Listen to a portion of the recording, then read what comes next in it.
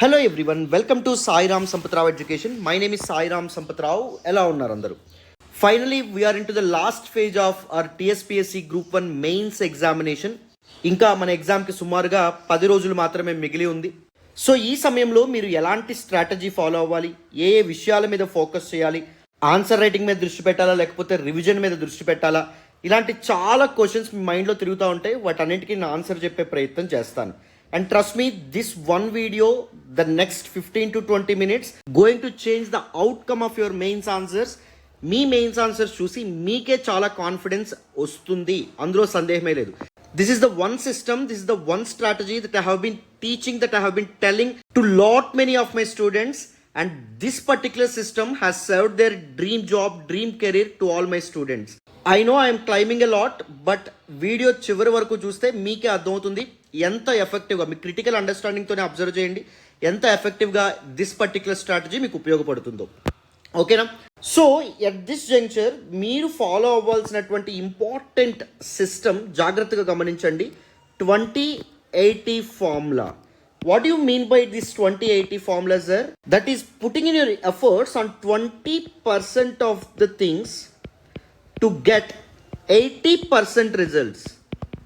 So ఏవైతే ఎగ్జామ్లో మీకు ఉపయోగపడేటటువంటి ఏరియాస్ ఏవైతే ఉంటాయో, మీ ఆన్సర్ని నెక్స్ట్ లెవెల్కి తీసుకెళ్లేటటువంటి ఏరియాస్ ఏవైతే ఉంటాయో వాటి మీద మాత్రం మీరు ఫోకస్ చేస్తూ 80% ఆఫ్ ద రిజల్ట్స్ ఏవైతే ఉంటాయో అవి మీరు తెచ్చుకోవచ్చు. What exactly are those areas, sir? I will be explaining a few things.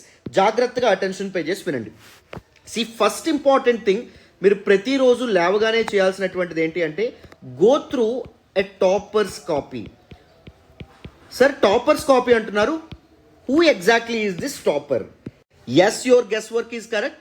UPSC civil service ఎగ్జామినేషన్లో ఎవరైతే సక్సెస్ఫుల్గా రిజల్ట్ తెచ్చుకున్నారో వాళ్ళ గురించే నేను మాట్లాడుతున్నాను.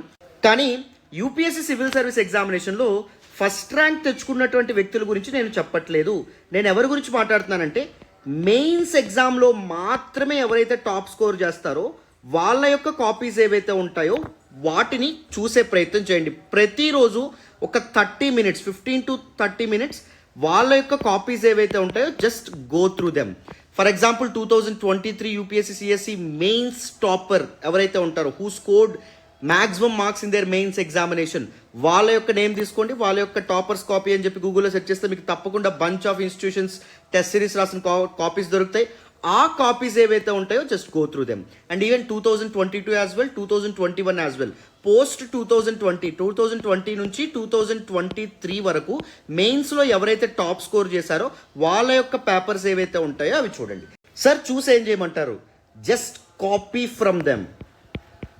Copy the way they are introducing their answer, copy the way they are using maps, copy the way they are using embellishments or flowcharts, copy the way they are concluding a particular answer.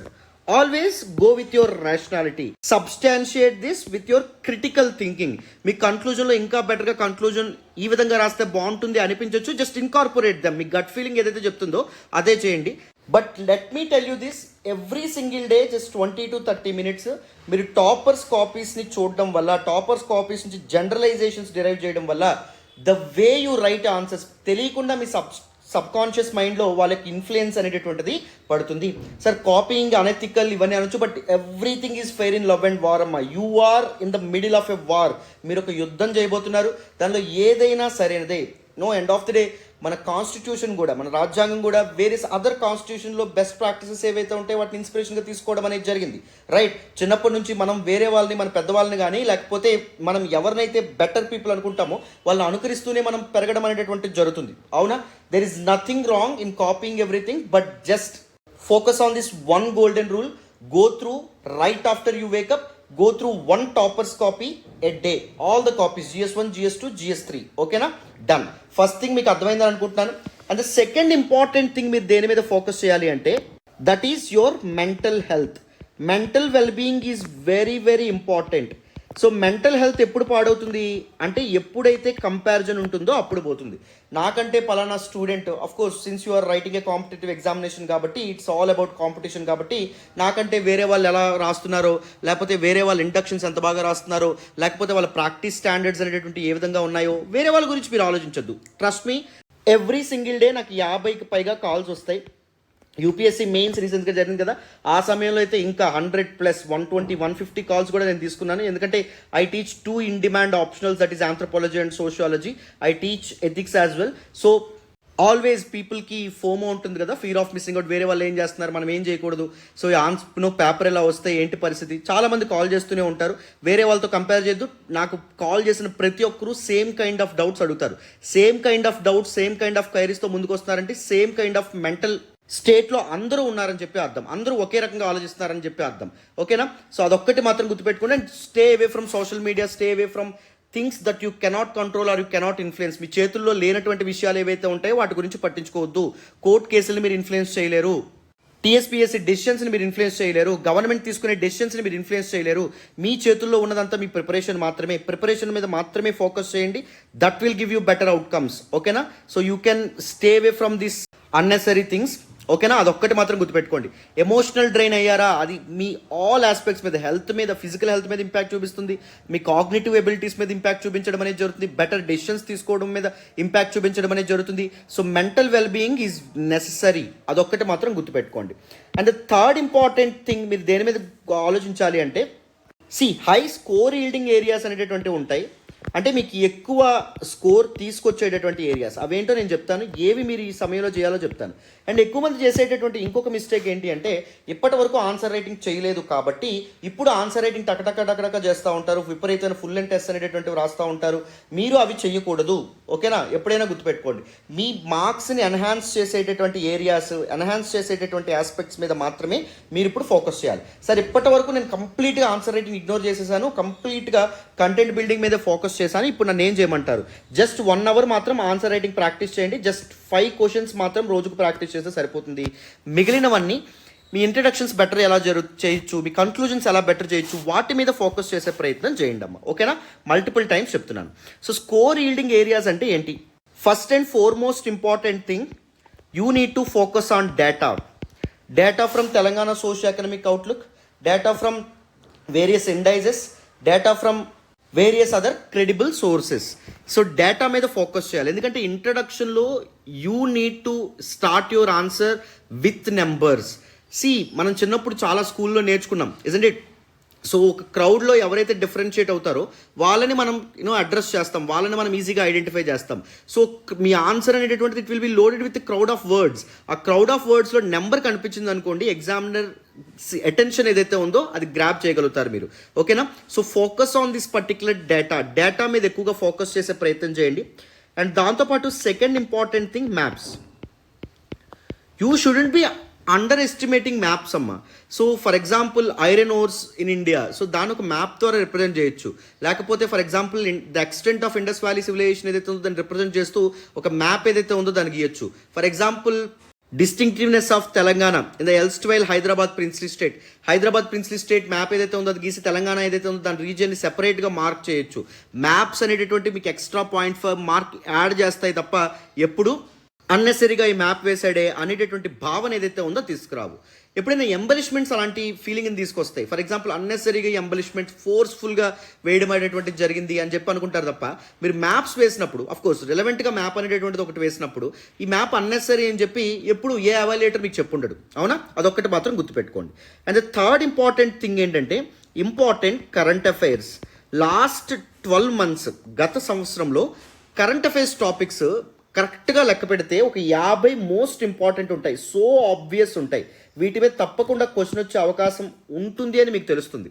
For example 1 nation 1 election అవ్వచ్చు, uniform civil code అవ్వచ్చు, sub categorisation of scheduled caste and scheduled tribes అవ్వచ్చు.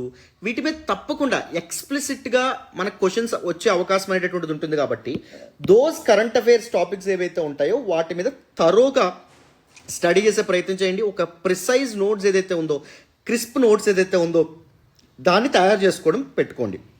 And ఇంకొకటి, చాలామంది చదివి వదిలేస్తారు, అది చాలా చాలా తప్పు. మన హ్యూమన్ మైండ్కి ఉండే టెండెన్సీ ఏంటంటే we tend to forget, isn't it? For example, మనకి ఎంతో ఇష్టమైనటువంటి వాళ్ళు చనిపోయినా, మన జీవితంలో వాళ్ళు లేకపోతే మన జీవితం లేదు అనే వాళ్ళు మన దూరం అయినా సరే, మనం ఓవర్ ద టైం వాళ్ళ ఫేస్ కూడా మర్చిపోతాం, ఇజంట్ ఇట్? సో అందుకే మీరు ఏవైతే ఇంపార్టెంట్ థింగ్స్ని ఐడెంటిఫై చేస్తారో, టాపర్స్ కాపీస్ నుంచి అవ్వచ్చు, వేరియస్ ఇన్స్టిట్యూట్స్ ఆఫర్ చేసే రిసోర్సెస్ నుంచి అవ్వచ్చు, మన వీడియోస్ నుంచి అవ్వచ్చు, వాటన్నింటినీ ఒక దగ్గర జాట్ డౌన్ చేసుకునే ప్రయత్నం అయ్యేటటువంటిది చేయండి, ఓకేనా? ఎగ్జామ్ ముందు రోజు కూడా క్విక్గా రివిజన్ చేయగలగాలి. నేను for example everyday the Hindu news paper అనేటటువంటిది 100% చదువుతాను. ఎందుకంటే నేను గత 4.5 ఏళ్ళుగా నేను హిందూ అనాలిసిస్ అనేటటువంటిది చేస్తూ ఉన్నాను యూట్యూబ్లో. సో నాకు అది చదవడం అనేటటువంటిది ఒక హ్యాబిట్ కింద మారిపోయింది. సో హిందూలో వచ్చే important phrases, important statement, most important arguments, వీటన్నింటినీ ఒక బుక్లో రాసుకుంటాను. దానికి పేరు వావ్ బుక్, నేను ఇచ్చుకున్నటువంటి పేరు. ఫర్ ఎగ్జాంపుల్, వేరే నేను ఆంథ్రోపాలజీ టీచ్ చేస్తాను కాబట్టి వేరే ఆంథ్రోపోజెనిక్ స్టడీస్ కానీ ఏమైనా న్యూస్లోకి వచ్చాయనుకోండి, వాటన్నింటినీ ఒక దగ్గర రాసుకుని, లేకపోతే వేరే బుక్స్ ఏమైనా చదువుతున్నప్పుడు ఒక కీ వర్డ్ కనిపించింది అనుకోండి, దాన్ని కూడా నేను ఆ బుక్లో యాడ్ చేసుకుంటాను. అప్పుడప్పుడు అది చూస్తున్నప్పుడు సో నాకు మైండ్లో అవన్నీ తిరుగుతూ ఉంటాయి, రైట్? సో ఆ విధంగా మీరు ఏవైతే, ఫర్ ఎగ్జాంపుల్ ఒక ఇంపార్టెంట్ కోట్ ఏదైతే ఉందో దాన్ని చూసారనుకోండి, ఆ కోట్ని కూడా ఆ బుక్లో రాసుకునేటటువంటి ప్రయత్నం చేయండి, ఓకేనా?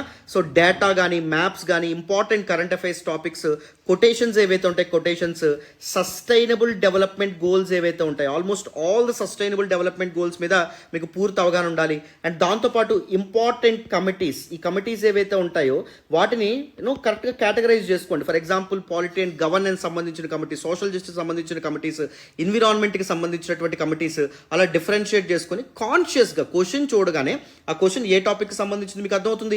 అర్థం కాగానే మీరు ఏం చేస్తారు, రిలవెంట్ కమిటీ మీ మైండ్లోకి వచ్చేయాలి, అండ్ రిలవెంట్ కొటేషన్ మీ మైండ్లోకి రావాలి, రిలవెంట్ డేటా పాయింట్ మీ మైండ్లోకి రావాలి, అర్థమైందా? సో ఈ విధంగా మీ మైండ్ ఏదైతే ఉందో దాన్ని ట్యూన్ చేసే ప్రయత్నం చేయండి.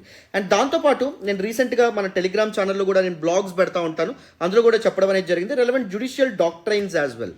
జుడిషియల్ డాక్ట్రైన్స్ ఎప్పుడైతే మీరు కన్క్లూజన్లో కానీ లేకపోతే ఇంపార్టెంట్ కీ ఆర్గ్యుమెంట్ మెన్షన్ చేసేటప్పుడు మీరు రాస్తారో, so that give a huge value addition. For example, something is against the principles of natural justice అనే కీవర్డ్ మీరు రాశారనుకోండి, something is against the doctrine of basic structure అని మీరు రాశారనుకోండి. For example, centre state relations సంబంధించిన question వచ్చినప్పుడు doctrine of separation of powers ఏదైతే ఉందో దాని గురించి మీరు రాశారనుకోండి, for example, that will definitely give a huge value addition. That is for sure. Clarity వస్తుందని అనుకుంటున్నాను. అండ్ ఇంకా ఇంపార్టెంట్ ఆస్పెక్ట్స్ అంటే ప్రాపర్ ఎగ్జాంపుల్స్ అమ్మ. See any PSC, either that is UPSC or APSC or TSPSC, they love rationality, they love logic, they love scientific temper. అదొకటి గుర్తుపెట్టుకోండి. మీరు ఒక ఆర్గ్యుమెంట్ని ఎటువంటి ఎగ్జాంపుల్తో సబ్స్టాన్షియేట్ చేయకుండా పెట్టారనుకోండి, ఫర్ ఎగ్జాంపుల్, సో అది వెరీ జనరిక్ అయిపోతుంది. జనరిక్గా మీరు రాశారు అంటే that will be suicidal for answer writing, that is for sure, that will be suicidal for your main score. So always you need to substantiate something with proper examples. For example, Gandhian principles are relevant even today అనే argument చెప్పారనుకోండి, you need to substantiate that particular statement with proper examples. You need to give wait to that particular argument or to that particular statement. అదొకటి గుర్తుపెట్టుకోండి.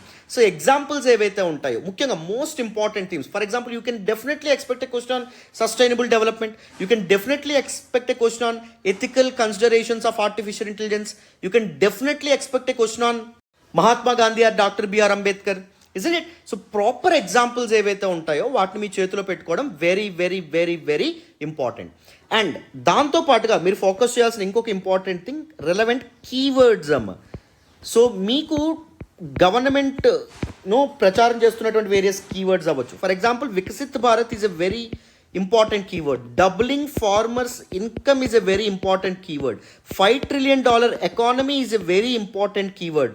Amrit Kaal is a very important keyword. Sabka Vikas is a very important keyword. Social justice సంబంధించినటువంటి క్వశ్చన్లో మీరు ఇది ఉపయోగించవచ్చు. Ek Bharat Shreshtha Bharat very very important keyword. For example, మనకి climate change మీద question వచ్చినప్పుడు carbon washing is a very important keyword. Urbanisation సంబంధించిన question వచ్చినప్పుడు something like satellite towns will be a very important keyword. Or skill డెవలప్మెంట్కి సంబంధించిన క్వశ్చన్ వచ్చినప్పుడు skill capital of the world అనేటటువంటిది another important keyword, isn't it? Or else ఏదైనా క్వశ్చన్కి way forward మీరు రాసేటప్పుడు నేషనల్ మిషన్ అనేటువంటిది very important keyword. For example mental well being ఏదైతే ఉందో దానికి ఇంపార్టెన్స్ గురించి మీకు క్వశ్చన్ వచ్చినప్పుడు national machine on well being ఏదైతే ఉందో దాన్ని ఒకటి స్ట్రక్చర్ చేయాలి, ఫార్ములేట్ చేయాలి, ఆ ఫ్రేమ్వర్క్తో ముందుకు రావాలి అని చెప్పి అనుకుంటు that itself will be larger than life ఒక వర్డ్ లాగా కనిపిస్తుంది. That it will definitely grab attention, that will definitely award you much more marks. Or wildlife ప్రొటెక్షన్కి సంబంధించిన క్వశ్చన్ వచ్చినప్పుడు national mission for wildlife protection, so ఇలాంటి phrase వాడడం కానీ. Soil కన్జర్వేషన్కి సంబంధించిన క్వశ్చన్ వచ్చినప్పుడు national mission for soil conservation, లేకపోతే క్లైమేట్ చేంజ్ సంబంధించిన క్వశ్చన్ వచ్చినప్పుడు national mission for climate change. So these kind of terms ఏవైతే ఉంటాయో, కీవర్డ్స్ ఏవైతే ఉంటాయో, that will elevate your answer to the next level. ఓకేనా? అండ్ నెక్స్ట్ వచ్చేసి తెలంగాణ రిలేటెడ్ డేటా ఏదైతే ఉందో వెరీ వెరీ ఇంపార్టెంట్ అమ్మా. మీరు always you need to give that Telangana touch to your answers. అప్పుడు మీకు చాలా మంచి మార్క్స్ ఫెచ్ అవుతాయి. For example tribal movements in British India మీద వచ్చినప్పుడు మనకి Komaram Bheem and his efforts ఏవైతే ఉంటాయి దాని గురించి మెన్షన్ చేస్తే మీకు చాలా మంచి మార్క్స్ ఫెచ్ అవుతాయి. అర్బనైజేషన్కి సంబంధించి సొసైటీలో క్వశ్చన్ వచ్చినప్పుడు you can coat the example of Hyderabad always, isn't it? వీటి మీద ఫోకస్ చేసే ప్రయత్నం చేయండి. And the next important high yielding area ఏంటంటే ఇంపార్టెంట్ ఇన్సిడెంట్స్ ఏవైతే ఉంటాయో. ఫర్ ఎగ్జాంపుల్ తెలంగాణ మూవ్మెంట్కి సంబంధించి ఇంపార్టెంట్ ఇన్సిడెంట్స్ అని అడిగితే జెంటిల్మెన్స్ అగ్రిమెంట్, దానికంటే ముందు ఆపరేషన్ పోలో ఏదైతే ఉందో అది కానీ, 1969 తెలంగాణ మూవ్మెంట్ కానీ, 8 point formula, 5 point formula, 6 point formula కానీ, లేకపోతే ఇండియన్ పర్స్పెక్టివ్ వచ్చేటప్పటికి 1857 సిపాయి మిట్నీ కానీ, the rise of Buddhism and Jainism కానీ, these are key incidents in the history in the past. So వాటి మీద ఎక్కువగా ఫోకస్ చేసేటటువంటి ప్రయత్నం చేయండి. ఓకేనా? And the next important thing government initiatives, government schemes, Telangana schemes and policies and Indian government schemes and policies. For example government scheme, for example Prajapalana to achieve true social justice. Our government should also do these things to become the true Apanna Hastam for Dalit communities or scheduled tribes. So these kind of terms ఏవైతే ఉంటాయి, keywords ఏవైతే ఉంటాయి, ఇవన్నీ మీకు చాలా valuation ఇస్తాయి. So అందుకే government స్కీమ్స్ని క్లోజ్గా అబ్జర్వ్ చేయడం ఇంపార్టెంట్. అండ్ దాంతోపాటుగా సోషియో ఎకనామిక్ అవుట్లుక్ ఏదైతే ఉందో ఎకనామిక్ సర్వేలో మెన్షన్ చేసినటువంటి కీవర్డ్స్ ఏవైతే ఉంటాయో వాటిని కూడా ఒక దగ్గర రాసి పెట్టుకోవడం కూడా చాలా చాలా ఇంపార్టెంట్. మీరు ఒక దగ్గర రాసి పెట్టుకోవాలమ్మా, చూసి వదిలేస్తే అవ్వదు. ఒక దగ్గర రాసి పెట్టుకుంటే మాత్రమే ఎగ్జామినేషన్ ముందు ఒకసారి రిఫర్ చేస్తే ఎగ్జామినేషన్లో అంత ప్రెజర్లో కూడా మీకు ఇవన్నీ గుర్తొస్తాయి. లేకపోతే మీరు తెలుసుకున్న, మీరు జస్ట్ చూసి వదిలేసిన డేటా మీకు అప్పుడు గుర్తురాదు. మీరు ఒకసారి వేసి వదిలేసిన మ్యాప్స్ మీకు గుర్తుకురావు. లేకపోతే చూసి వదిలేసిన మ్యాప్ ఇది వేసేయచ్చులే అనుకుంటే అవ్వదు, మీరు ప్రాక్టీస్ చేయాల్సిందే. ఒకసారి చూసి వదిలేసిన కరెంట్ అఫైర్స్ టాపిక్స్ మీకు గుర్తురావు. ఇంపార్టెంట్ థింగ్స్ ఏవైతే ఉంటాయో, క్విక్గా కీవర్డ్స్ ఏవైతే ఉంటాయో వాటిని ఒక దగ్గర మీరు జాట్ డౌన్ చేసుకోవాలి. అది తప్పనిసరి, గుర్తుపెట్టుకోండి.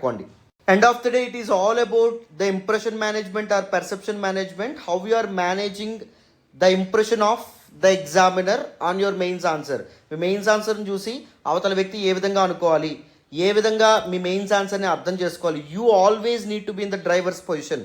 అవతల వ్యక్తి ఏ విధంగా మీ మెయిన్స్ ఆన్సర్ని చూడాలి, అర్థం చేసుకోవాలి, ఎన్ని మార్క్స్ వేయాలనే విషయాన్ని మీరే నిర్ణయించగలగాలి.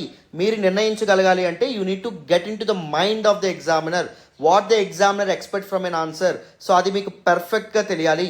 అది మీరు ఎప్పుడైతే పర్ఫెక్ట్గా పసిగడతారో, ఏ విషయాలైతే మీకు మార్క్స్ ఎక్కువగా తీసుకొస్తాయని చెప్పి మీకు అర్థమవుతుందో, ఎప్పుడైతే వాటి మీద మీరు ఎక్కువగా ఫోకస్ అనేటటువంటివి చేస్తారో అప్పుడు మీకు బెటర్ మార్క్స్, బెటర్ రిజల్ట్స్ అనేటటువంటిది వస్తుంది. సో విత్ దిస్ 20% ఎఫర్ట్స్ మీరు 80% రిజల్ట్స్ తెచ్చుకోగలుగుతారు, నాది హామీ. ఇంకా ఏమైనా డౌట్ ఉంటే feel free to ask me in the comment section. లేకపోతే this is my personal number 8500671913. So you can text me on WhatsApp. So డైరెక్ట్గా కాల్ చేస్తే నేను లిఫ్ట్ చేయకపోవచ్చు, బికాజ్ నాకు టూ మెనీ కాల్స్ ఉన్నాయి. నేను మన ఓల్డ్ స్టూడెంట్స్ ఉన్నారు, సో టెస్ట్ సిరీస్ స్టూడెంట్స్ ఉన్నారు, వాళ్ళతో కంటిన్యూస్గా మాట్లాడుతున్నాను. సో మీరు వాట్సాప్లో నాకు మెసేజ్ చేస్తే నేను వెంటనే మీకు రిప్లై ఇస్తాను. Perfect. This all about this particular session. అన్నీ అర్థమవుతున్నాయి అనుకుంటున్నాను, ఫాలో అవుతారని అనుకుంటున్నాను. Thank you so much for all the support and all the love so far. మళ్ళీ నెక్స్ట్ క్లాస్లో కలుద్దాం. బాయ్ నాన్న.